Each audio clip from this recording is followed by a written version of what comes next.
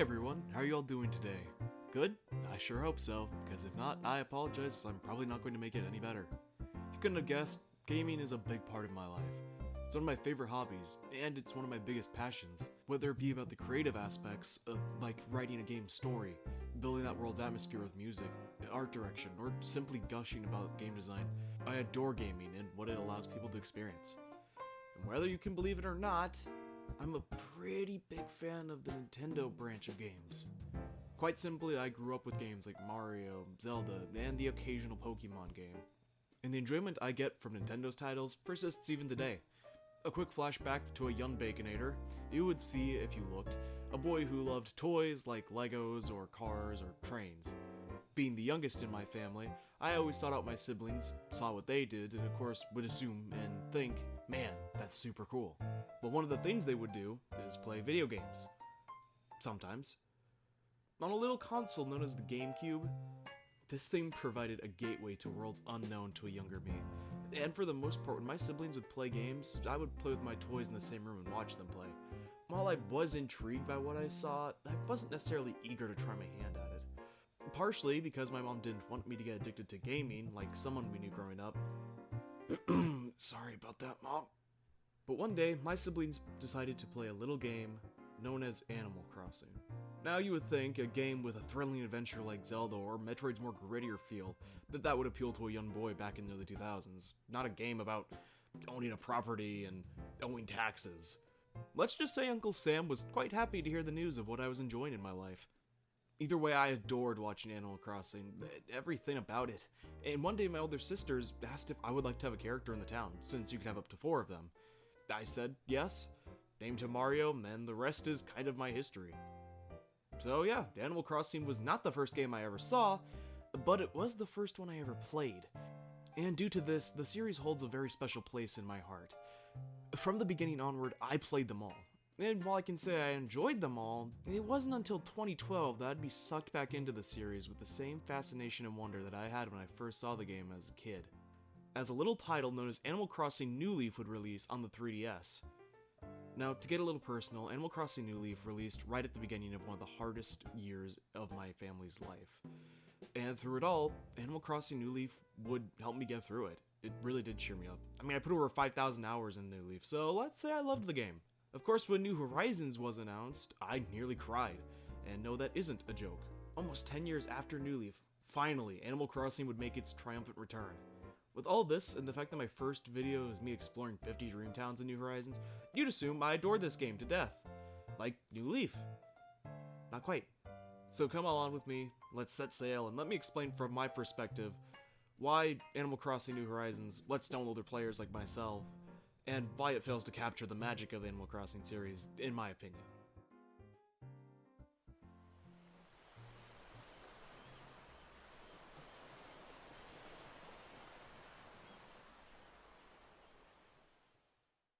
To help you get the best understanding about my perspective here, I want you to understand everyone else's perspective around New Horizons by the time it was coming out.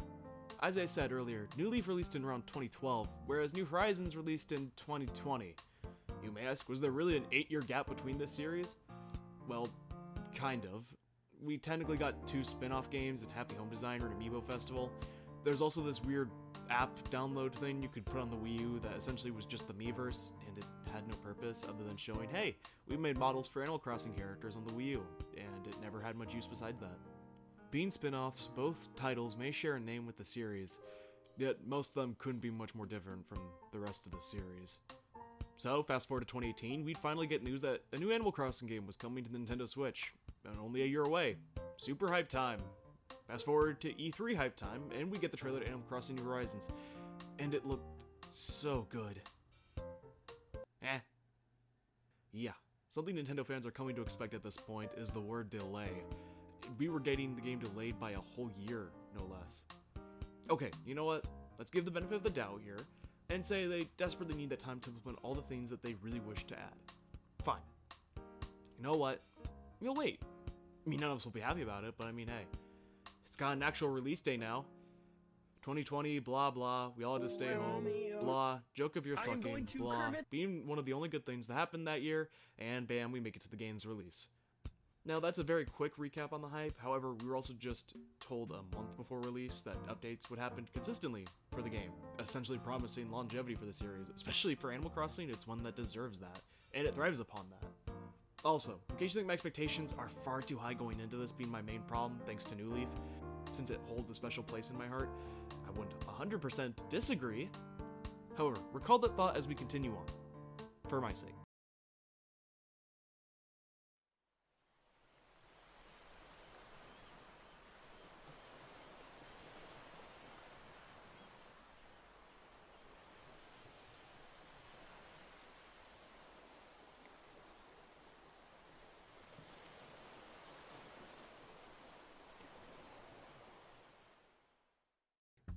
The game begins with a good change in my opinion, so already started off on a good note.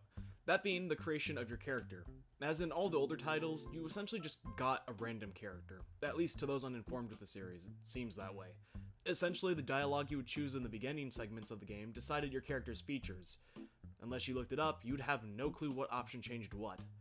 Sure, you may figure out how to get the female villager or male villager by picking either the name is cute/cool, then seeing that I'm not a girl/boy being one of the next options you have. But after that, you'd have no clue what you're actually doing. And yes, later titles would allow you to change some of these things later on, but the fact that you can't make your character look like you even a little bit at the start of the game kinda sucked some of the magic out of it. It's supposed to feel like you're in a whole other world, but still being you. Whereas here in the beginning of New Horizons, you can actually choose and get a visualization of your choices at the beginning of the game. So that's a good start. Let's see how New Horizons keeps up that momentum. And what our new island will be. After making our choice, a small cutscene plays out, and from there we land on a new island, and we meet our 2 starting villagers, which are randomized. Then we make our way to the main tent. Tom asks us to grab some materials. We then return after grabbing said items, and then set up our tent, and our villagers' tents as well, because I guess they couldn't decide where they wanted them. You just blowing from Stupid Town? Then we all vote on a name for our island, and of course, ours gets chosen. We celebrate, then head to bed. Then a cool cutscene referencing Animal Crossing on the GameCube begins. When you first started a new town in Animal Crossing GameCube, you'd get a chat with KK Slider in this little room. And that's what you're seeing here. Another really cool thing about New Horizons. And that's all of the game's opening tutorial. Or so it seems, and gives you that impression. Certainly seems a little slow of an intro, but that's actually pretty common for Animal Crossing. In all the main games, day 1 is usually fairly similar. Pick a town name, your name. You, without knowing, make your character's appearance, meet some of the locals, probably see the town hall, get the town map, pick a house, go into a debt, work for Tom for 30 minutes, running out of work from Tom, and bam. Also slow, but it gets you used to the fundamentals of Animal Crossing, such as villager interactions, helping them out and getting rewards. It teaches you how to earn bells, and so on. So I don't think it's that bad. To be honest, in some ways, it's almost shorter than some of the other entries, it feels like. So I don't think it's that bad. But then, you wake up, now actually sharing time with the Switch's clock, only to hear, yes, we are still too poor to not be in debt for even a tent. From there, we are sent out to accomplish some achievements. I'm not joking. It's not what they're called. They're actually called the Nook Miles, but you gather them by essentially just playing the game. So this change, despite it being kind of big, I actually don't really feel too strongly about it. I never, in all my hours of playing Animal Crossing New Horizons, not once really had to ever go out of my way to get these outside the beginning of the game. They aren't that imperative, so I really don't care that much about them. So we need 5,000 Nook Miles to pay off our first debt. On average, we get around 200 of these points per achievement. So it will take some time to finish, but the first debt usually does due to how limited your ways of making money actually are. So again, no big deal. Eventually you'll pay it off. Cool. While gathering Nook Miles, you probably caught a few bugs or fish, and if you're an older player to the series, you may wonder if you can donate them to the museum. Heck, even if you're not that familiar with Animal Crossing, you're probably used to seeing the museum. It's kind of hard to miss in games like Smash Bros. Being in the background. So you talk to Tom, and he will send whatever you show him to his friend who owns a museum. Well, until you give him like 3 creatures, bugs or fish, it doesn't really matter. From there, he asks you to choose a tent location for the museum, and that's about it in day 1. No, really.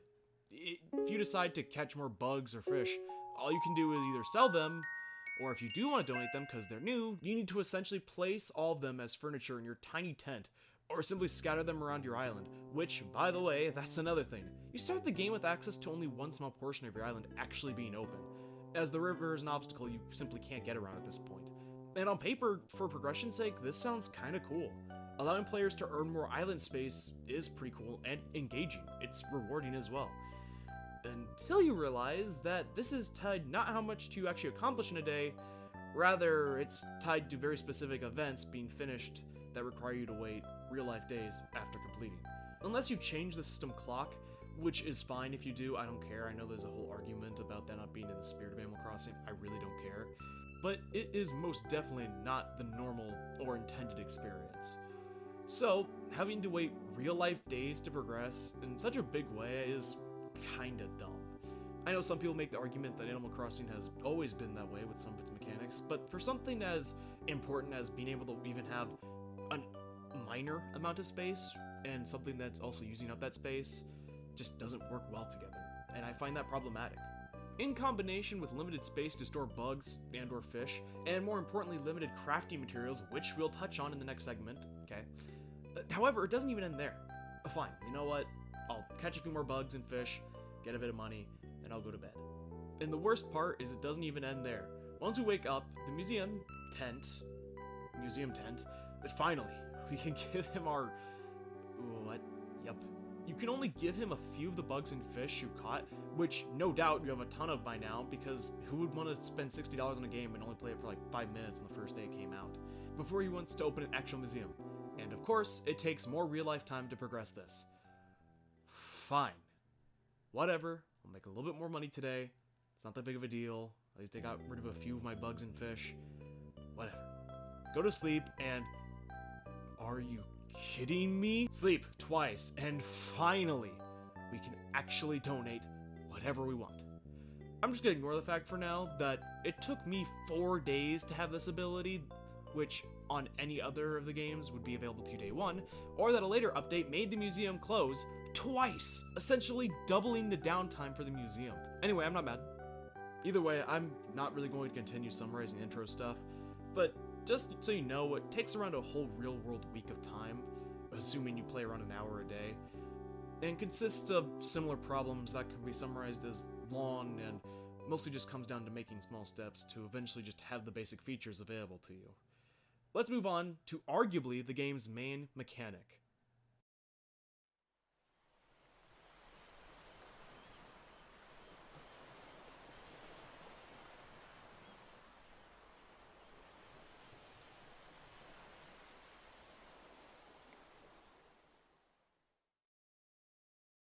Crafting. As a gamer, this word is arguably more used than any other in terms of a game mechanic. We all know the popular ones, but it's used a ton for good reasons. Think running in an FPS. Many do it now, but back in the day, not so much. It was kind of an innovation in some ways. During its E3 trailer, and beyond, it was shown that crafting would be one of the new mechanics introduced to Animal Crossing New Horizons. And boy, did I have a mix of emotions on that. A quick background for you.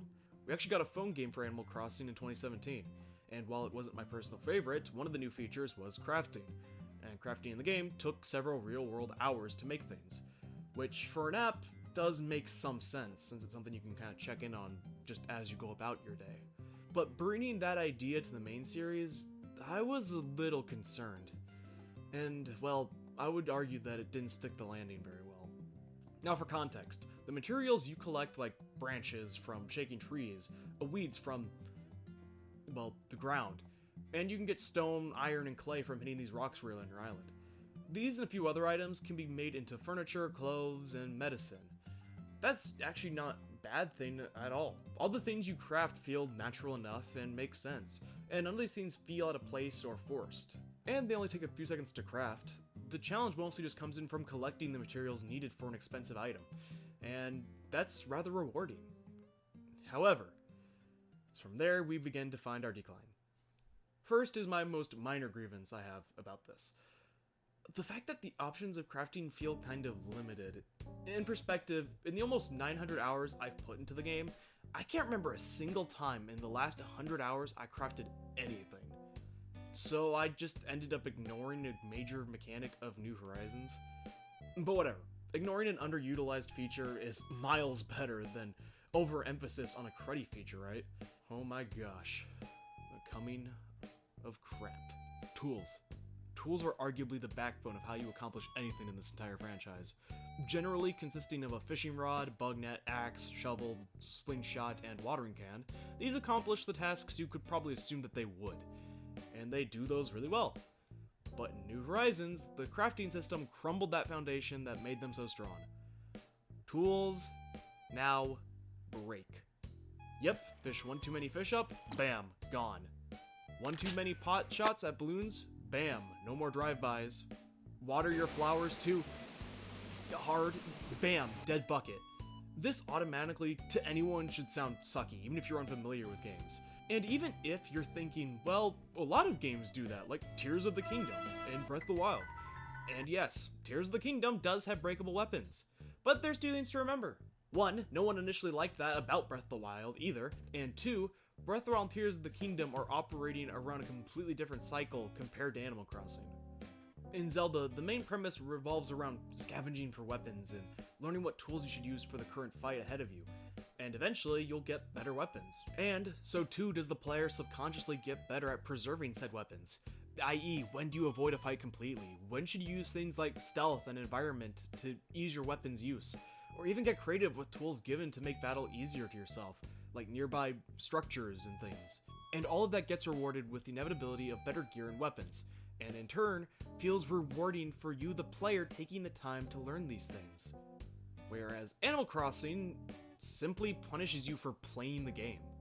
What about Minecraft or Ark, you may ask? And sure, both these games have tools that break after enough use, and neither are the ones I'm complaining about. So what's the problem? Minecraft, for one, is all about building resources and using them to get better items, then make better gear, until you are inevitably rewarded with tools that either take much longer to break, or eventually don't break at all. And again, that's how the game rewards you for finding these things out.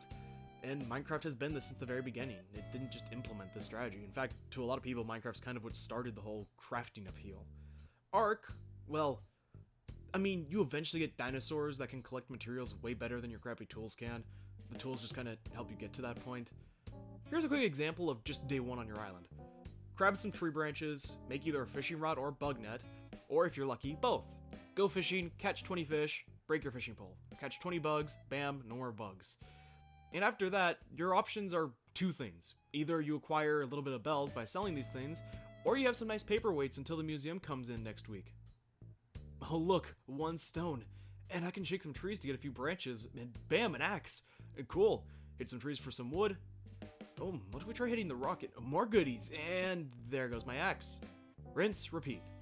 Sure, eventually you can make better tools with iron. They only last a little over double of the original. Around 50 uses or so more. So you're using more materials, well, what else is the difference besides how long they last? None. There is none. There is nothing that is new that opens up. No new materials, no nothing. But then we start getting into the biggest offenders of the crafting system. And one of the biggest ones is the gosh dang interface. Honestly, this one could go for the entire game's interface, but it's at its worst with the crafting system. Example, one manila clam. You find these little buggers peeing on the beachfront. When you dig where the urine's origin is, bam, you get a clam. With these, you can make fish bait, a new item. Fish bait is a new item in Animal Crossing New Horizons that you craft that allows you to summon some fish, making some fish that are a little bit harder to find much easier to collect. Overall, a nice addition. Oh, but remember, to do that, we have to use a shovel. Okay, so you stockpile a ton of clams eventually, and then you go to craft the bait. And Lord have mercy. Out of any crafting system in any game, I assure you one of the first things people would think to implement is the option to make multiple of an item at once. Animal Crossing New Horizons? Nope. But hey, they did take the time to add the option of speeding it up by mashing the A button. Also, same for customizing crafting items. I'm not going to go into it, but short and sweet, you can't customize multiple things at once. Suck. And the worst of the crafting system reaches its peak in the next part.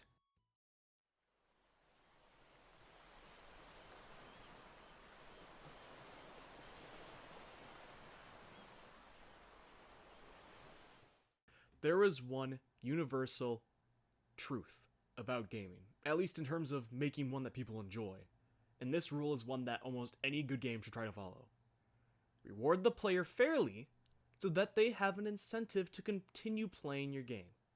Did you write that down? Because it will be on the test at the end. Just like with a 9 to 5, if you're getting paid fairly for what you're doing, you're more likely than not a little bit more willing to continue actually working your job, rather than if you were on, say, a teacher's salary. If a game rewards you for committing time to learning its mechanics, well, that's not just good game design or simple game design, but rather I would argue that it's the most mandatory thing in a game. And it can be achieved in many different forms. Like, of course, one of the easiest is simply thinking better gear. What about more lore, a simple achievement, new characters? And while any of these rewards are good, the quality of these things do matter. As you'll see. The bare minimum, however, is to reward the player for playing your game. Heck, even Dark Souls-esque games reward you not with better loot sometimes, it's simply the feeling of overcoming a genuine challenge. So Animal Crossing as a series usually does this with some small simple pleasures, that of filling out the catalog with new items, just making a great town, and so forth. But one of the most well-known ones is that of the golden tools. Golden tools typically are quite tedious and time-consuming to collect. In fact, let me give you a very quick rundown as to what to expect if you're trying to collect these. Golden fishing rod and bug net. Both of these are required from the same thing, catching all of the respective creatures, and only some come out at certain times of the year, so most likely than not, you're going to be spending at least a year in-game to get these, and assuming you do so within the in-game clock and not just cheating, you're spending a real-life year to get this. So what do? Well, the golden rod has a bit of a further cast range and a slightly higher bite rate. Bugnet has a bigger catching radius and a slight increase to sneak speed. Not terribly useful since you've caught everything in the game by now, but considering you make a lot of your money by fishing and catching bugs, it makes that process a lot easier, so it's better than nothing. The golden shovel, typically the easiest golden tool to acquire in most of the games. Usually you bury a normal shovel into a certain location, and eventually you'll get a gold tree with the golden shovel appearing within it. But in New Leaf, you must buy a certain amount of fertilizer. And what does the golden shovel do? In the first game, when digging, there was a random chance to dig up 100 bells. Not amazing, but considering how easy it is to acquire, it makes sense that it has a little bit less uses. And in every other entry, it's what allows you to make money trees. One of the biggest flexes to have on other players is planting these all over your town and never shake off the money. Pretty cool. The slingshot wasn't in the first Animal Crossing game, but the golden slingshot would appear in the sky as a golden toolbox that you need to shoot down, and these appear after a lot of balloons have been popped in general. So, what does it do? It shoots 3 pellets instead of the one the normal one would have, making shots a lot easier to make. Again, just plain old useful. The gold watering can, also not Animal Crossing 1, could be acquired by getting a perfect town. The method varies by game as to how it reads this and what you need to do, but essentially it allows you to water more flowers at once, and it's the only way to obtain golden roses, also one of the biggest flexes you can do. Probably the most useless golden tool in the series, but it's a cool way to flex your Animal Crossing prestige.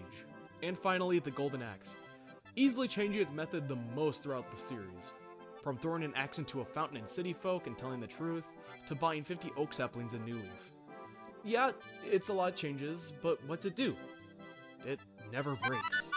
Yeah, you see, while every other tool, until Animal Crossing New Horizons, never had durability and never broke, the axe, however, is the sole exception. As all the way from the beginning in Animal Crossing 1, it would break after too many uses, presumably being a way to ensure you don't kill off all your trees as a little kid. Its usefulness isn't all that grand, but not having to pay bells to chop down a singular tree you don't like is better than nothing. Okay, so we've established the fact that Animal Crossing as a series rewards the player rather properly for doing these hard to do things. So, what does this have to do with Animal Crossing New Horizons? Well, allow me to show you the utter disrespect that the golden tools have endured. Starting with the golden fishing rod and the golden bug net. Obtaining them is the same as in all other series, catch all the bugs and fish. And thanks to the crafting system part 1, you're going to be going through a lot of fishing rods and a lot of bug nets to get this. And once you finally have the recipe, thanks to that same crafting system, you actually have to craft the golden tools now. With a golden nugget. How do you obtain a golden nugget? Well, assuming you have an average in-game luck day, you have a 1% chance to obtain one when hitting a rock. Now that's a very low chance, but golden tools take a while to get, so let's assume that this is probably the point.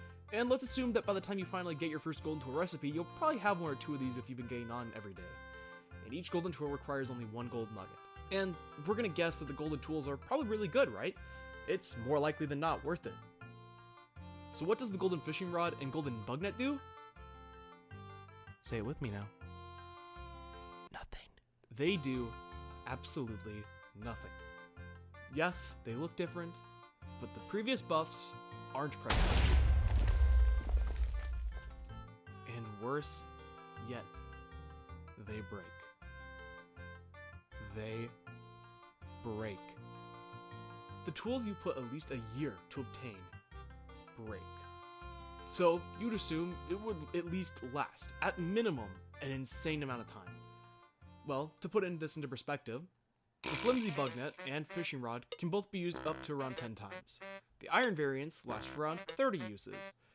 The gold ones, that would take you almost a year to collect, on average, would last you 90 uses.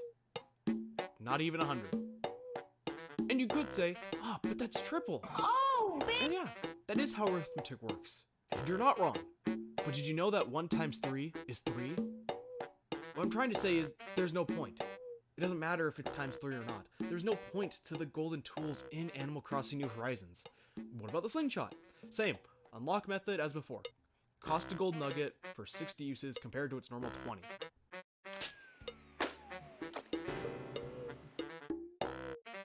The gold shovel.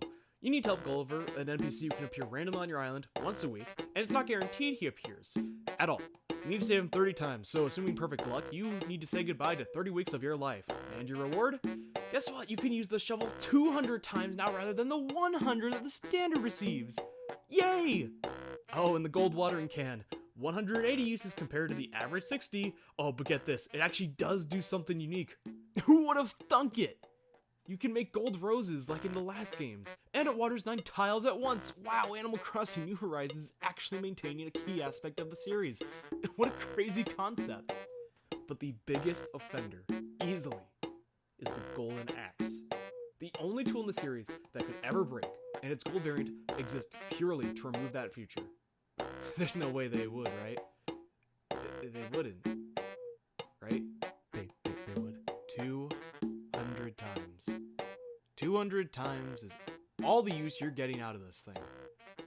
So how do you obtain it? You must break 100 axes. You must break 100 axes. Have I said it enough yet? Because there is no reasons for the golden tools to exist. Oh wait, I forgot. Never mind. I forgot. Oh, it's so dumb. I forgot. You get some Nook miles for crafting them at least once. Whee!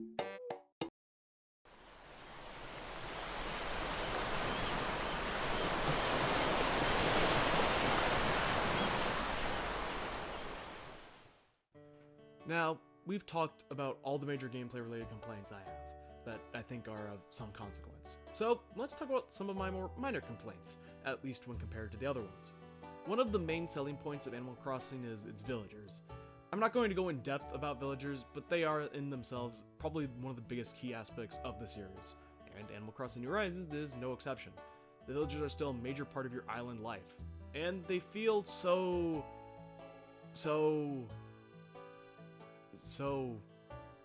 bland. This isn't even a hot take. A lot of people feel as though Animal Crossing's villagers in New Horizons just aren't nearly as alive as they used to be. This complaint began with New Leaf, and I'll agree that they weren't as alive in New Leaf compared to, say, Wild World, but at least I would go around a month before I would start seeing some repeat dialogue. But in Animal Crossing New Horizons, you'll be lucky if you go a week without hearing about how Bob's colonoscopy went twice in a day. It's not just repeating dialogue, because after a while that's a given in any game, but it's the pace at which that occurs, and also just how two-dimensional their dialogue is. It's hard for me to describe here if you're unfamiliar with the series, but just know I'm not the first one to point this out, so I don't think it's too much pointing at this as being a problem. The only thing that really sucks about villagers is that they're used as literal trophies now. Rather well known since 2020, it made some news sites even, was the fact that there was a pseudo-black market around obtaining certain villagers, most infamously with the cat Raymond. People would spend in-game items and real-world money on getting a specific villager in their town. Now, black markets in online games has always been a thing, and me personally, I don't have any problems with them. My problem comes from what purpose this trading fills in. In the case of some older games like RuneScape, it could just be for a hard-to-get item you don't want to grind for. So there, it's not that big of a deal.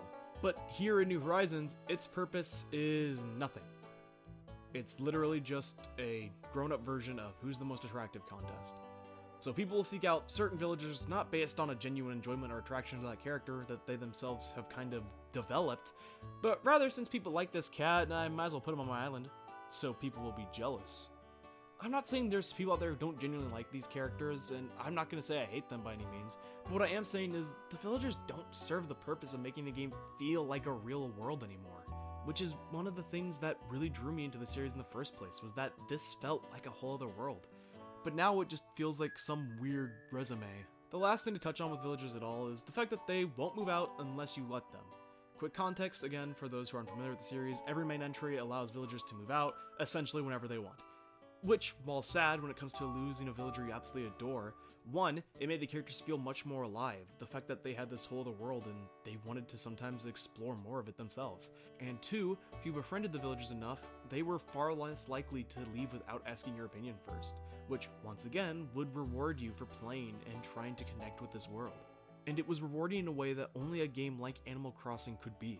Whereas in Animal Crossing New Horizons, villagers are only allowed to move out if you say they can, and they'll never simply up and leave. And here's the thing, I think that if this was optional, like for example, an ordinance you could set, like the Night Owl one, then I think this would be a great change actually, so that people like me can enjoy Animal Crossing like we always did in the past, and newer players could have the option to remove the ability for their neighbors to just up and move. So the problem isn't the idea itself. In fact, I would say almost all my complaints with New Horizons that come with features and stuff, none of it is the ideas themselves. Not one. It's the fact that they up and abandon the old in the way of the new. The only other complaint I would call minor would be the music. Like the music that plays when you're just walking around outside, like the 12 a.m. music and stuff like that, my least favorite being 2 p.m. There's not much to say, I just can't say I personally enjoy it. It's not even bad music, it's just not my thing. Yeah, that's it.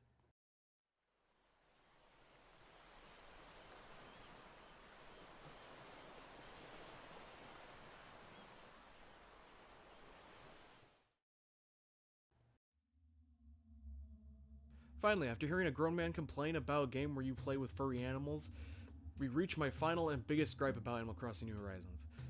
And it's one that goes beyond gripes about just game design and jumps to an actual real-life scam, at least in my opinion. What am I possibly talking about? Well, jump back in time and you'll remember those free updates I mentioned. I brought them up for a reason. Well, yeah, they were free. But what about the actual content we received from these updates? I mean, what did we get? Besides bug fixes, of course. Well, let's look at the patch notes. Our first content update that wasn't just a bug fix added the Bunny Day event? As I've already stated a bunch, Animal Crossing as a series is a life simulator, all about living in another town and another life that isn't similar to our own in some ways, but in some ways is. One of those things that is similar is celebrating holidays. Well, get this, before any updates, Animal Crossing New Horizons had no holidays besides your birthday. Not one. That's not just bad from a game design standpoint, but it's just straight up predatory in some ways as well.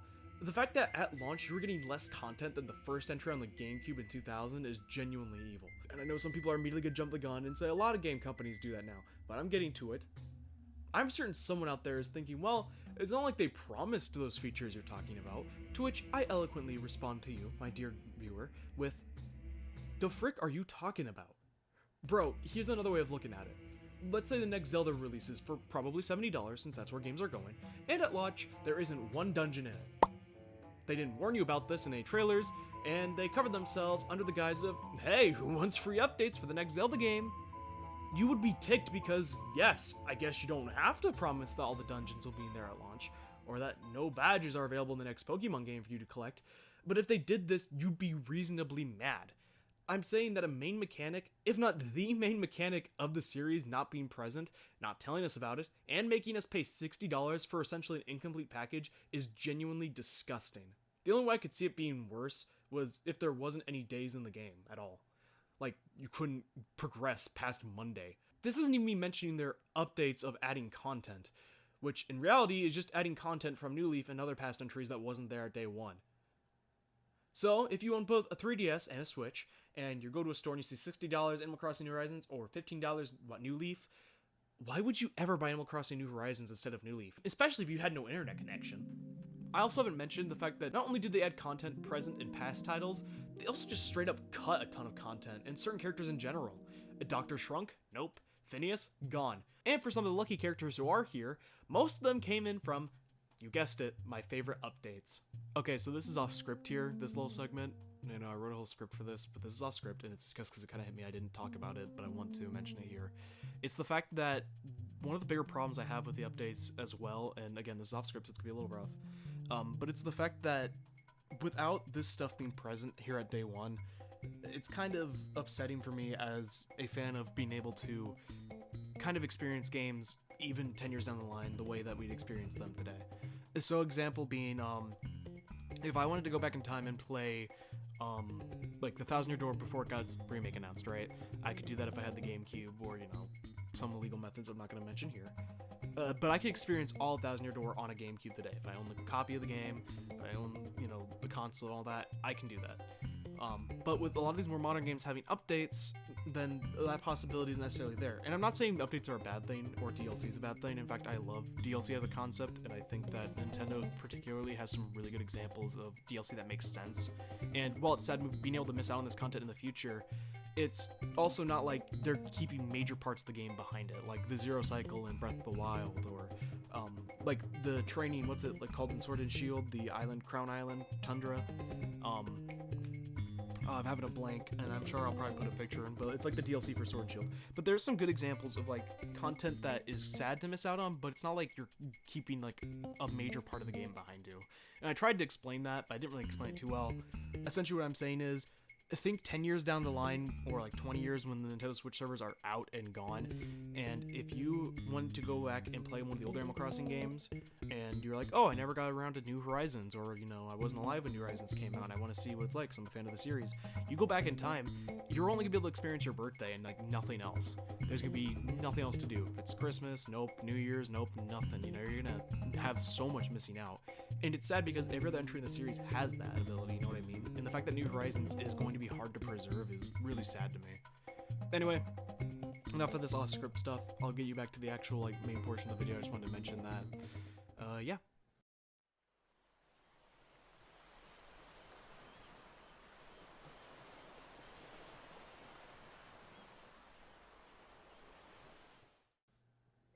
With all this said, and all that I've said looking at the big picture, I can still safely say, I do still think Animal Crossing New Horizons is a good game. To the collective gasps of people of calling me a hypocrite or whatever, at the very least, I want you to know I don't hate it. And even though I'm putting this at the end, I should have made that very clear, that I don't hate the game, but it's whatever. I'm just very upset about how rushed and how last second so much of this game feels. So, I will talk about some things I actually like here, to kind of show you that there are parts of this game I genuinely enjoy. The amiibo support that allows you to essentially choose your villagers based on the amiibo cards you want is nice and makes collecting them actually feel worth it, unlike amiibo at times. There has never been a better looking title in the franchise, and I will fight you on that. Almost all of the new villagers look great that were designed for this game. I enjoy almost all of the new KK slider compositions made. The terraforming mechanic, to be honest, to me stands out more than the crafting does, and despite it feeling rather limited at times with some of these things and what you can move and what you can't, I think it's still really cool. The ability to have up to 8 people living on one island is great for people who are part of a bigger family like me, so that they can share the experience of Animal Crossing with their family. Great change. And Happy Home Designer returning as a DLC rather than a whole game is probably one of my favorite parts of DLC I've ever seen in a game. And I could go on because there is genuinely more I enjoy. Some of the dialogue is genuinely witty and humorous. I do actually enjoy things like the Animal Crossing villager hunts that you can now go on. But for the sake of time, I'm not going to go through all of them. I would also like to say, I hold no one in particular accountable for the things I disliked because I don't know, nor do I claim to know, just how hectic the development of this game was. I'm not a game developer. I just am a grown man complaining about video games that I know nothing about making. I'm also not going to claim that I would be any better at making the game, or know what to fix these things about, or anything like that, or what the perfect Animal Crossing game should be. I just want Animal Crossing to get the love that it deserves, because it's shown so much love to me, and I want it to have that love back. But at the end of the day, I just want to share from my perspective how Animal Crossing New Horizons lets down older players. I just came here at the end of this video to say thank you for listening to this, but also to say there are some things I wasn't able to get into that maybe I should have or wanted to. One of those things being how some things you really can't move and should, like the town hall and things like that. You know, it just feels like with all the creativity you can show and all the things that you can do to customize your experience, you can't really go all the way with it yet, which is kind of weird. But anyway, that's besides the point. At the end of the day, well, thank you for watching this. If you have any suggestions for things I can improve upon or anything like that, please do let me know. And yeah, hope you have a good rest of your day. Goodbye.